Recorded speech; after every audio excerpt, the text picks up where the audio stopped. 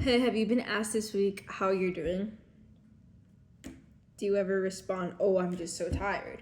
But you don't mean like physically tired. You mean like emotionally tired, like spiritually tired. Like you just don't feel great. Well, think about this. Really reflect on this, because when I started thinking about this, it kind of changed my viewpoint of things. So we are given a job in this world, and as a Christian, I believe in Jesus, and I believe that that job is to reflect Jesus, reflect God.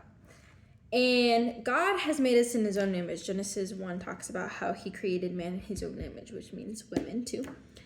And if he did that, he gave us some traits that he has, okay? So there's two kinds of traits. There's uncommunicable traits and communicable traits by God. Uncommunicable traits are things like he's omniscient, he's omnipotent, which is like all-knowing, all-powerful kind of things. And then the other ones are like the fruits of the spirit, like love, joy, peace, patience, kindness. That's the communicable ones that he passes on to us. So the ones that he passes on to us with his own image are like the fruit of the spirit kind.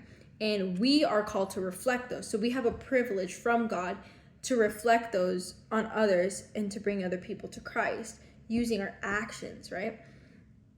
And then there's the ones that God didn't pass on to us that are only for his to have, which is like having all the power, like all the sovereignty, being like all knowing. And if we try to fill that, so trying to know everything, trying to ask yourself the question, why does this happen, God, and trying to answer it like that, or trying to have control over your whole life, that makes life tired, guys, because that's us trying to take a responsibility that wasn't ours in the first place.